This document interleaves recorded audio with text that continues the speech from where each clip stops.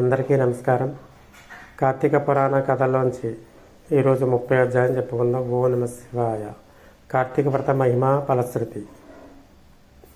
నైమిషారణ్య ఆశ్రమములో సౌనకాది మహామునులు అందరకు సూత మహాముని తెలియజేసిన విష్ణు మహిమను విష్ణు భక్తుల చరిత్రములను విని ఆనందించి 1000 నోళ్ల కొనియాడిరి. సౌనకాది మునులకు ఇంకనూ సంశయములు తీరనందున సూతిని గాంచి, ఓ మునితిలకమా, కలియుగమునందు ప్రజలు హర్షద్వర్గులను దోసలై అత్యాసపరులై జీవించుచు సంసార సాగరములు తరింపలేకున్నారు. అటువంటి వారు సులభముగా ఆచరించు తరుణోపాయము ఏదైనా కలదా? ధర్మము అన్నిటిలో మోక్ష సాధనకు ఉపయోగించు ఉత్తమ ధర్మం ఏది? ఏ దేవతలందరిలో మోక్షనొసంగు ఉత్తమైన దైవం ఎవరు? మానవుని ఆవరించి ఉన్న అజ్ఞానమును రూపుమాపి పుణ్యఫలమించు కార్యం ఏది?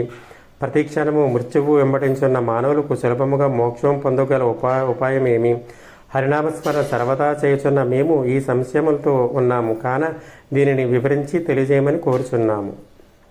అంత సూతుడు ఆ ప్రశ్న ఆలకించి, ఓ మునులారా, మీకు కలిగిన సంశయములు తెలుసుకొనుకుంటేని.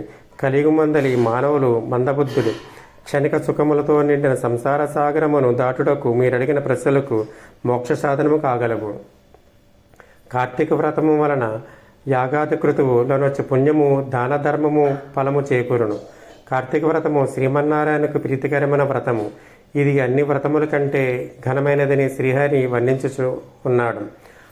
ఆ వ్రతమహిమ వర్ణించుటకు నాకు శక్తి చాలదు. అంతేకాదు, సృష్టికర్తయగు ఆ బ్రహ్మదేవునికి కూడా శక్యము కాదు. అయినను సూక్ష్మముగా వివరించదును. కార్తీక మాసమందు ఆచరించవలసిన పద్ధతులను చెప్పుచున్నాను, శ్రద్ధగా ఆలకింపుడు. కార్తీక మాసమున సూర్య భగవానుడు తులారాశి ఎందున్నప్పుడు శ్రీహరి ప్రీతి వరకు మనకు ముక్తి కలుగుటకు తప్పనిసరి నది స్నానం చేయవలను. దేవాలయానికి వెళ్ళి హరిహరాదులను పూజింపవలను.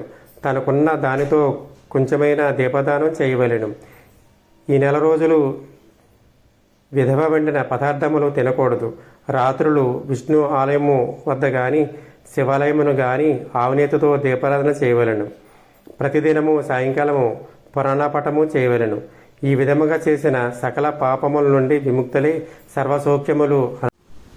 సూర్యుడు తులారాశి ఎందున్న నెల రోజులు ఈ విధముగా ఆచరించేవారు జీవన్ముక్తులగుదురు. ఇట్లు ఆచరించుటకు శక్తి ఉండకూడా ఆచరింక గాని లేక ఆచరించే వారిని చూసి ఎగతాళి చేసినా గాని వారికి ధన సహాయము చేయి వారికి అడ్డుపడిన వారును హేమందు అనేక కష్టములు పాలయుడే కాక వారి జన్మాంతరమందు నరకములో పడి యమకంకరల చేత నానా అహింసలు పాలగుదురు.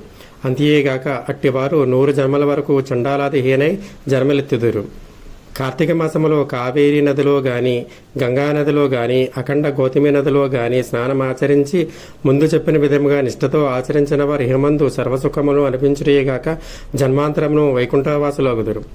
సంవత్సరములో వచ్చు అన్ని మాసము కన్నా కార్తీక మాసము ఉత్తమైనది, అధిక ఫలమైనది, హరిహరాదులకు ప్రీతికరమైనది.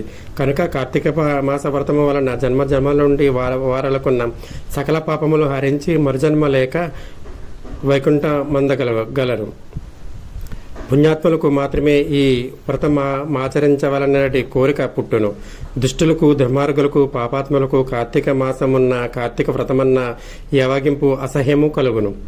కాన ప్రతి మానవుడు ఈ పరమ సత్యమును గ్రహించి ఇటువంటి పుణ్యకాలమున చేతులారా విడువక ఆచరించవలెను.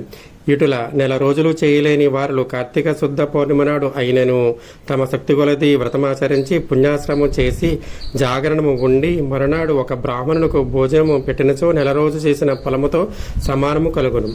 ఈ మాసములో ధనము, ధాన్యము, బంగారము, గృహము, కన్యాదానములు చేసినచో ఎప్పటికీ తరగని పుణ్యము లభించును.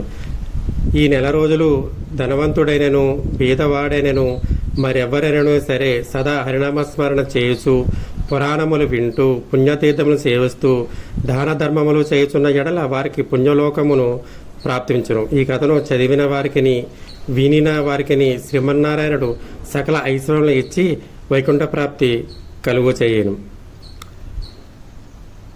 30వ అధ్యాయం సమాప్తము. కార్తీక మాసం మొదలు ఈరోజు వరకు కూడా 30 కథలు చెప్పడం జరిగింది. ఈ కథ విన్నవారికి